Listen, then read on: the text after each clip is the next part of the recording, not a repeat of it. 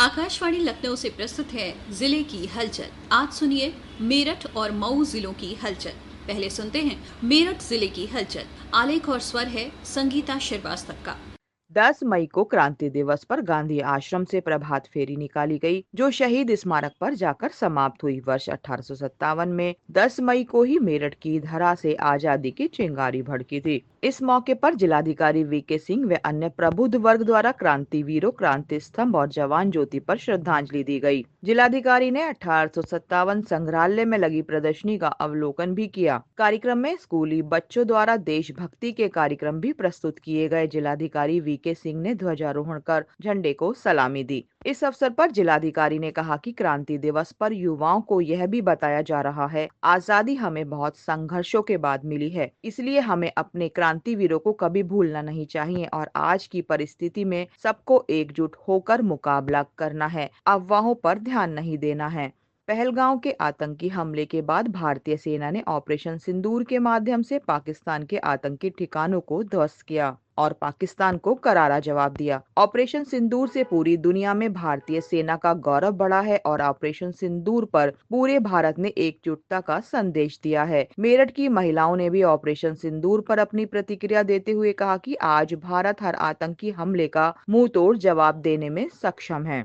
Operation सिंदूर को lead करने वाली महिलाओं के जज्बे को देखकर आज पूरे विश्व में भारत का परचम लहरा रहा है। ऑपरेशन सिंदूर के वक्त पूरे भारत के लोगों ने भेदभाव भूलकर हिंदुस्तानी होने का परिचय दिया। हमारी देश की नारियों पे जो आक्रमण हुआ है, उनके सिंदूर पे, उनके वैभव पे, उसका सरकार ने बहुत ही अच्छे से जवाब दिया है। ये सिर्फ इंडिया के पर्सपेक्टिव से नहीं देखा जाए तो पूरे विश्व के पर्सपेक्टिव से ये नारियों का सम्मान बढ़ाने वाली बात है कि सम्मान पे आक्रमण करेंगे तो हमारा देश इससे पीछे नहीं हटेगा।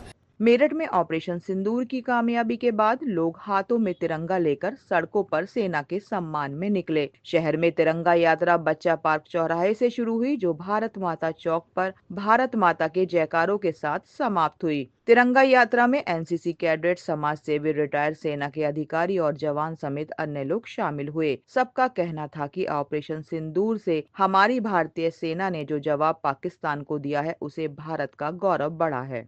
मेरठ के विकास भवन सभागार में राष्ट्रीय महिला आयोग की अध्यक्ष विजया रहाटकर की अध्यक्षता में राष्ट्रीय महिला आयोग आपके द्वार महिला जन सुनवाई कार्यक्रम का आयोजन किया गया। राष्ट्रीय महिला आयोग विजय रहाटकर एवं सदस्य राष्ट्रीय महिला आयोग डेलिना खोंगडुप द्वारा महिला जन सुनवाई में आई पीड़िताओं की शिकायतों को गंभीरता पूर्वक सुना गया तथा संबंधित पुलिस व प्रशासनिक अधिकारियों को उनका तत्काल निस्तारण किए जाने के लिए निर्देशित किया गया। जन सुनवाई में कुल 30 प्रकरण प्राप्त हुए, जिनमें 19 प्रकरण महिला आयोग के रजिस्टर्ड व अन्य 11 प्रचार प्रसार के माध्यम से प्राप्त हुए। राष्ट्रीय महिला की अध्यक्षा विजय रहाटकर ने बताया कि महिलाओं को तुरंत न्याय मिल सके, इसके लिए राष्ट्रीय महिला आयोग द्वारा स्थानीय स्तर पर पहुंचकर महिला जन सुनवाई का आयोजन किया जा रहा है। उन्होंने कहा कि राष्ट्रीय महिला आयोग तक पीड़िताओं की पहुंच सरल सुलभ सुनिश्चित किए जाने की दिशा में यह सकारात्मक पहल है।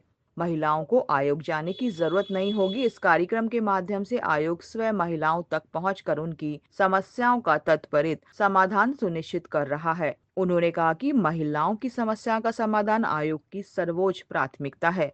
राष्ट्रीय महिला आयोग के पास पूरे देश भर से कंप्लेंट्स आती है और ये महिलाएं दिल्ली तक आ नहीं पाती है, तो ऐसे समय पे उनको तुरंत समय पे न्याय देना एक बहुत बड़ी जिम्मेदारी होती है। तो हमने ये सोचा कि अगर वो नहीं आ पाती है तो हम खुद ही उनके पास जाएंगे और फिर हमने जिलों में जो डिविजनल प्लेस जो है वहाँ पे हमने जन सुनवाई का आयोजन करना शुरू हुआ।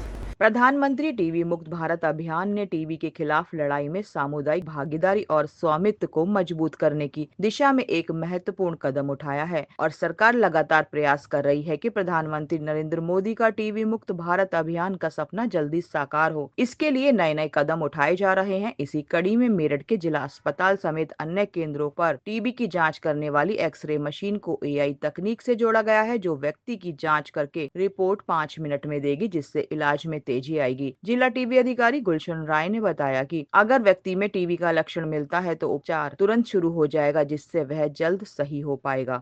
मेरठ जिले की हलचल के बाद आइए सुनते हैं मऊ जिले की हलचल। आलेख और स्वर है आजाद नोमानी का। मऊ में सेना के सम्मान में भारत शौर्य तिरंगा यात्रा निकाली गई। तिरंगा यात्रा में भाजपा के प्रदेश अध्यक्ष भूपेंद्र सिंह चौधरी, जिले के प्रभारी मंत्री गिरीश चंद यादव तथा कारागार मंत्री दारा सिंह चौहान सहित बड़ी संख्या में लोगों ने सहभाग किया।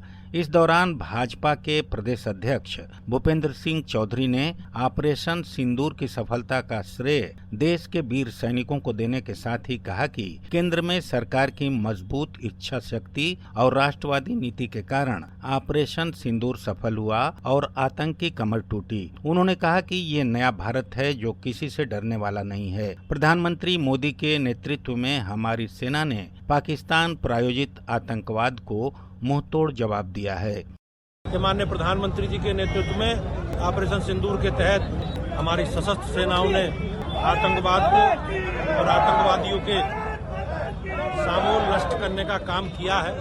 हम सब लोग 140 करोड़ देश के लोग अपनी सेना के सम्मान में सभी जिलों में, सभी विधानसभाओं में, सभी इलाकों में, सभी नगर पालिका नगर पंचायतों में तिरंगा यात्रा निकाल कर उन सैनिकों के प्रति अपना सम्मान प्रकट करने के लिए हम लोग यात्रा निकाल रहे हैं।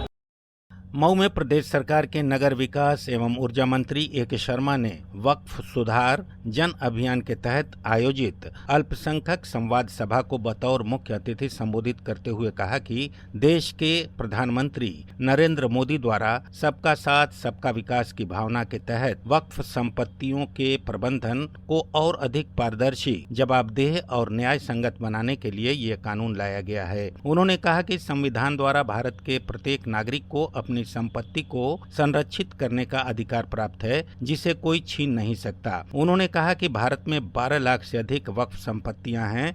भारतीय रेलवे के बाद वक्फ बोर्ड के पास सबसे ज्यादा संपत्ति है। वक्फ बिल लाने से अब यह संपत्ति संरक्षित हो गई है। इसे अब कोई बेच नहीं सकेगा, न ही भूमाफिया कब्जा कर सकेंगे। उन्होंने कहा कि वक्फ संपत्ति का प्रयोग अब गरीब मुस्लिम भाई बहनों को सुविधाएं देने के लिए किया जाएगा। इन संपत्तियों पर स्कूल, अस्पताल, खेल के मैदान, बाजार, माल बनाए जाएंगे, जिससे गरीब मुसलमान भाइयों की आर्थिक स्थिति में सुधार होगा।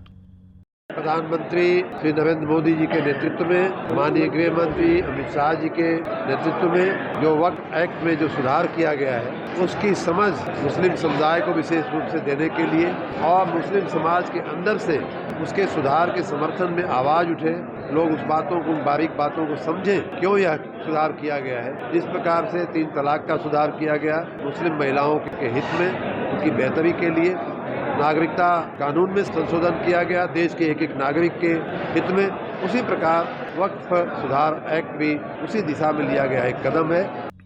मऊ जिला विधिक सेवा प्राधिकरण के तत्वाधान में आयोजित राष्ट्रीय लोक अदालत का शुभारंभ जनपद न्यायाधीश अध्यक्ष जिला विधिक सेवा प्राधिकरण सुनील कुमार द्वारा मां सरस्वती की प्रतिमा पर माल्यार्पण एवं दीप प्रज्वलन के साथ किया गया। इस लोक अदालत में विभिन्न प्रकृति के कुल 44,967 मामलों का निस्तारण करते हुए 4,03,82,750 रुपए समझौता राशि जमा कराया गया। वहीं इसमें कुल 19,35,400 रुपए का उत्तराधिकार प्रमाण पत्र जारी किया गया। मऊ के जिलाधिकारी प्रवीण मिश्र की अध्यक्षता में जिला पोषण कन्वर्जेंस समिति एवं स्वच्छ भारत मिशन मैनेजमेंट कमेटी की बैठक कलेक्ट्रेट सभागार में हुई। बैठक में आंगनबाड़ी केंद्रों के कायाकल्प की समीक्षा के दौरान जिला कार्यक्रम अधिकारी अजीत कुमार सिंह ने बताया कि लर्निंग लैब हेतु चयनित आंगनबाड़ी केंद्रों की संख्या 75 है, जिसमें 67 लर्निंग लैब के कार्य पूर्ण हो चुके हैं तथा 8 लर्निंग लैब अभी भी अपूर्ण हैं। जिलाधिकारी ने अवशेष 8 लर्निंग लैब के सारे इंडिकेटर पर कार्य पूर्ण न होने पर नाराजगी व्यक्त करते हुए समस्त खंड विकास अधिकारियों को तत्काल आंगनबाड़ी केंद्रों के कायाकल्प का कार्य पूर्ण करने के निर्देश दिए। आंगनबाड़ी केंद्रों में आंतरिक विद्युतीकरण कराए जाने का कार्य भी इस माह पूर्ण करने के निर्देश जिला अधिकारी द्वारा दिए गए। ये था आकाशवाणी लखनऊ के क्षेत्रीय समाचार एकांश द्वारा प्रस्तुत जिले की हलचल का आज का अंक।